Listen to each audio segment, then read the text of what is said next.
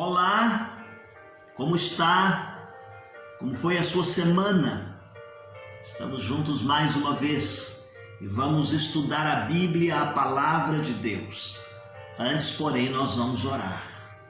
Querido Deus e amado Pai, orienta-nos no estudo da Tua Palavra, que sejamos enriquecidos com o texto desta hora. Ensina-nos a Tua vontade. É a oração que fazemos no nome de Jesus. Amém. Muito bem, meus queridos, nós estamos estudando o livro de Apocalipse e neste momento nós estamos estudando e falando a respeito do Cordeiro que é digno, que está escrito em Apocalipse capítulo 5, o verso de número 12, proclamando em grande voz: digno é o Cordeiro que foi morto de receber o poder e a riqueza e a sabedoria e força e honra e glória e louvor. Apocalipse capítulo 5, verso de número 12. No nosso último encontro eu disse que você deveria, além de fazer a leitura diária, tentar estabelecer um paralelo entre as pragas do Egito e as trombetas. Você se lembra disso? Eu quero enumerar aqui rapidamente e relembrar as pragas que estão lá em Êxodo a partir do verso de número 17 do capítulo 7 do livro de Êxodo. Há aqui um paralelismo nos acontecimentos. Por exemplo, a primeira praga ela aconteceu a partir das águas que se tornaram em sangue. Os peixes morreram, houve mau cheiro e eles ficaram sem água. Capítulo 7, 17 de Êxodo. A segunda praga, consequentemente pela questão das águas do rio ficarem nesse estado, foi a praga das rãs. A praga das rãs, que vieram a partir dos rios, entraram nas casas, foram sobre as camas e até no forno onde eles assavam os pães, as rãs apareceram. Capítulo 8 de Êxodo, do verso 3 ao verso de número 4. Qual foi a terceira praga? A praga dos piolhos. Quando Deus mandou que Moisés e Arão pegassem do pó da terra e jogassem, e a partir daquele pó, então, surgiram os piolhos que tomaram os homens, o gado, e eles, naquele acontecimento, disseram assim: é o dedo de Deus. Êxodo capítulo 8, versos de número 17 e 18. A quarta praga foram os enxames de moscas que atingiram os oficiais, o povo, as casas dos egípcios. Em nenhum momento o povo de Deus foi atingido por uma dessas pragas. Capítulo 8 de Êxodo, versos 21 e 22. A quinta praga foi a peste sobre os animais. Todo o rebanho, cavalo, jumentos, camelos, ovelhas. Houve uma pestilência gravíssima tomando sobre os animais. Êxodo capítulo 9, versos 2 e 3. Sexta praga, as úlceras. As úlceras. Então eles tiveram que jogar cinzas para o alto e esse pó miúdo transformou em tumores. Tumores nos homens e nos animais. Êxodo capítulo 9, o verso de número 10. A sétima praga foi a chuva de pedras que atingiram os oficiais do povo, os animais, as plantas, as árvores. Está em Êxodo capítulo 9, verso 22 e o verso de número 25. Oitava praga, gafanhotos. O restante, diz que eles vieram como que fossem devoradores e acabando com tudo. O que acabou, o que sobrou daquela chuva de pedras, vem os gafanhotos e devoram tudo. Comem as árvores e eles enchem as casas também, novamente dos oficiais do povo egípcio. Êxodo capítulo 10, 12 a 15. A nona praga é das trevas.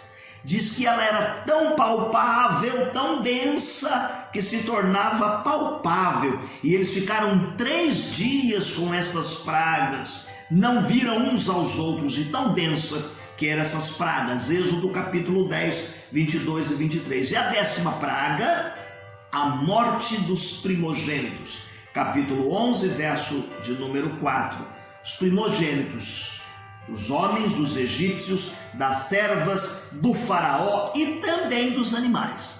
Bem, mas o que isso tem a ver com a gente lá no Apocalipse, com as trombetas? Olha, você vai ver aí quando chega no capítulo 8, a partir do verso de número 7, ao tocar a primeira trombeta, saraiva e fogo, mais sangue, e a 1/3 parte da terra, das árvores, da erva verde, tudo é destruído. Ao tocar da segunda trombeta, uma montanha em chamas é atirada no mar, e ele torna-se em sangue, e toda a criação viva do mar, as embarcações são destruídas. Capítulo 8 de Apocalipse, verso de número 8. Ao tocar da terceira trombeta, 1/3 parte dos rios, as fontes de água, tornam-se em absinto. Então muitos dos homens morrem, porque as águas tornam-se amargas. Capítulo 8, verso de número 10. Quarta trombeta, a 1/3 parte, o sol, a lua e as estrelas escurecem. Lembram-se lá nas pragas, as densas trevas quase que palpáveis? Aqui nessa quarta trombeta, capítulo 8, verso de número 12.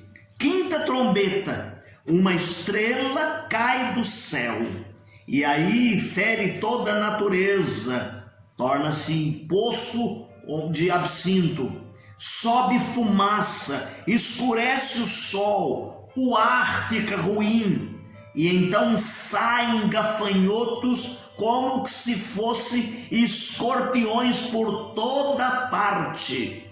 Só que nesta parte, Deus diz assim: não cause dano à erva nem à árvore. Dura 5 meses.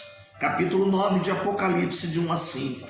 A sexta trombeta, eles mandam soltar 4 anjos que estavam matados para matar a 1/3 parte dos homens. Algum paralelismo desses acontecimentos com as pragas? Sim. Nós fizemos esse dever de casa para a gente conhecer um pouco mais a Bíblia e estabelecer esse paralelo que nós encontramos aqui, meus queridos, quando nós falamos a respeito das trombetas.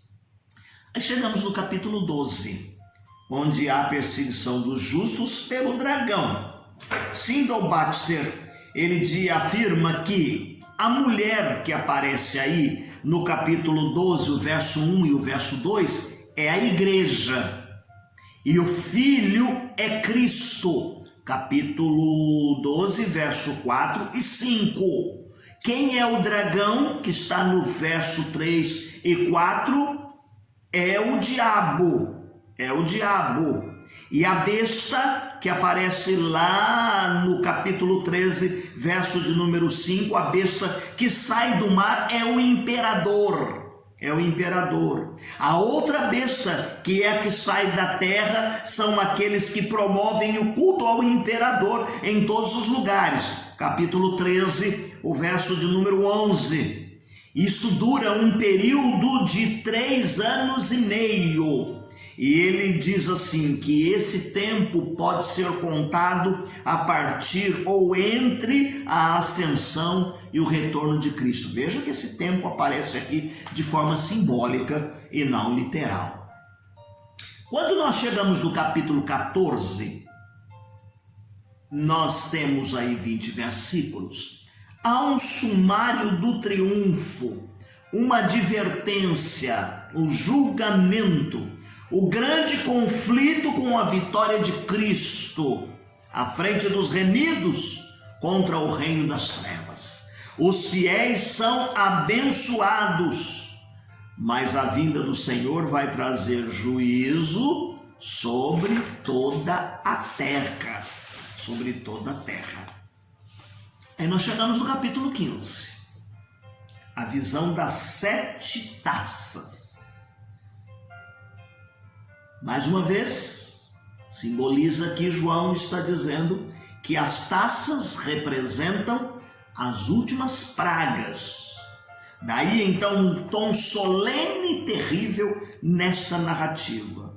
E nós, quando falamos de simbolismo, é o mesmo simbolismo que nós encontramos lá quando nós falamos a respeito dos selos. E ele quer dizer assim que quando um selo era aberto pelo Cordeiro, refletia ou reflete na natureza e na história dos seres humanos. E novamente ele vai dizer assim: observe o tempo a partir da vida terrena de Jesus Cristo até o fim da história. Até o fim da história. Quando estamos no capítulo 17, ele fala a respeito da queda e da ruína da cidade imoral e da besta. O capítulo 17, ele narra vivamente o 6º cálice e a queda da grande Babilônia. O capítulo 18 é uma lamentação sobre a grande cidade. A Babilônia aqui representa Roma e todos aqueles que a cercar dela e extraindo suas riquezas a fim de sustentar a sua luxúria. A queda da Babilônia repercute em alegria e triunfo nos céus. Você pode encontrar isto no verso 17:3, a questão da luxúria, e você pode encontrar no verso de número 11 a questão da queda da Babilônia, e você pode encontrar no verso de número 8 a alegria, o acontecimento da alegria lá no céu, essa repercussão de alegria no céu. Aí nós chegamos, meus queridos irmãos, no regozijo no céu, então, que é a revelação do Cordeiro, capítulo 19, versos, começa no verso 1 e vamos até o capítulo 22, o verso de número 5. Esta parte da narrativa realça a vitória final de Cristo. Depois dos eventos narrados que vimos neste bloco, vem o juízo e o destino eterno de todos os homens. É aqui no capítulo 20, que vai aparecer no verso de número 5, a expressão 1000 anos. 1000 anos. E a partir desta expressão 1000 anos, surge aí uma questão doutrinária formada em torno desses 1000 anos. Em torno desses 1000 anos. E surge aqui 4 correntes interpretativas que indicam a possibilidade de interpretação citada pelo pastor Jonas Celestino, que o nosso querido pastor Darcy do Zilek tomou aqui como base para o nosso esclarecimento. Então vai surgir aqui a primeira corrente, que é o dispensacionalismo. O que ele ensina? Ensina que Cristo, depois do arrebatamento da igreja e da grande tribulação, inaugurará o milênio. Esse entendimento está no capítulo 20 e ele aqui é tomado de forma literal e ele interpreta como os acontecimentos do fim. Então, depois do arrebatamento da igreja e da grande tribulação, inaugura-se um período de 1000 anos. Esses são dispensacionalistas. Aí tem os amilenistas, ou amilenismo, cuja palavra não significa que não haja milênio, mas que ele começou com a ascensão de Jesus. Quando Jesus foi assunto ao céu, que está lá no livro de Atos, e os discípulos ficaram olhando, e o anjo disse: da mesma maneira como vistes ir, ele há de vir. Então, os amilenistas ensinam que o milênio não é literal, mas é simbólico, e que ele começou lá com a ascensão de Jesus e vai terminar com a segunda vinda de Jesus Cristo. E aí se dará o final de todas as coisas que serão consumadas na história. Há um terceiro grupo, então, a partir dessa história do 1000 anos, o pré-milenista histórico. Eles são chamados assim porque vêm antes do milênio. Entende que o milênio é literal e futuro, mas antecedido pela evangelização das nações, a grande tribulação, a grande apostasia e a manifestação do anticristo pessoal. Diferentemente do dispensacionalismo e do pré-milenismo, a história crê que a igreja passa pela grande tribulação. E o quarto grupo que nós vemos aqui, meus queridos, são os pós-milenistas. Ele não vê o milênio como literal. É um processo gradual, quando a sociedade humana melhora cada vez mais, dando espaço para a implantação do reino de Deus na terra. É uma forma de cristianização do mundo, trazendo uma época de justiça e de paz. E no final desse longo período de paz, harmonia e justiça, Cristo volta e traz o estado final de todas as coisas. Nosso próximo encontro nós vamos fazer aquela aplicação que nós sempre fazemos a respeito da mensagem do livro para o tempo de hoje, e aí nós fechamos o estudo do livro do Apocalipse.